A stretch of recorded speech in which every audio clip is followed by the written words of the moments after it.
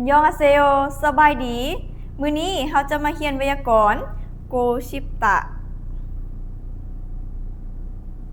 ไวยากรณ์โกชิปตะมีความหมายในภาษาลาวว่าอยากหรือว่าต้องการใช้เพื่อบอกถึงความต้องการความมุ่งหวัง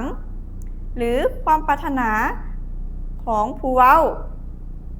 กรณีเป็นประโยคคำถามจะใช้เพื่อถามถึงความต้องการหรือความปรารถนาของอีกฝ่ายสำหรับการนำใช้นะตัวอย่างคำว่ามอกตะนะเป็นคำพื้นฐานเราจะตัดตะทิมนะแล้วเติมโกชิปตะใส่ทางหลังของมอกนะแปลว่าอยากกินนะแต่ว่า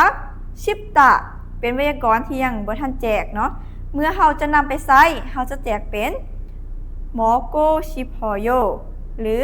หมอโกชิปซึมนิดาโพตะแปลว่าเบิงเนาะตัดตะทิมโพบ่มีตัวสะกดเนาะจะมีตัวสะกดหรือบ่มีตัวสะกดเนาะเราก็เติมโกชิปตะใส่ทางหลังเนาะตัวนี้จะเป็นโพโกชิปตะเช่นเดียวกันเนาะเมื่อเราจะนำไปใช้ต้องแจกเป็นโพโกชิพอโยหรือโพโกชิปซึมนิดาที่แปลว่าอยากเบิงหรือว่าต้องการเบิงต่อไปเรามาเบิงตัวอย่างประโยคถ้าสมมุติว่า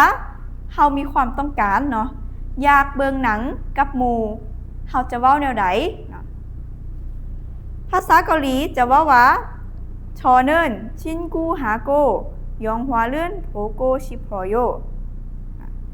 คำว่า저는แปลว่าค่อย친구하고กับหมู่영화를หนัง보고 싶어요 อยากเบิง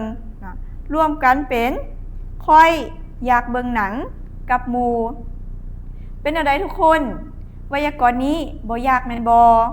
หวังว่าทุกคนจะนำไวยากรณ์นี้ไปใช้กันหลายๆเด้อมาฮอดนี้ทื่อรอจูเสียวซ้อคำซามิดา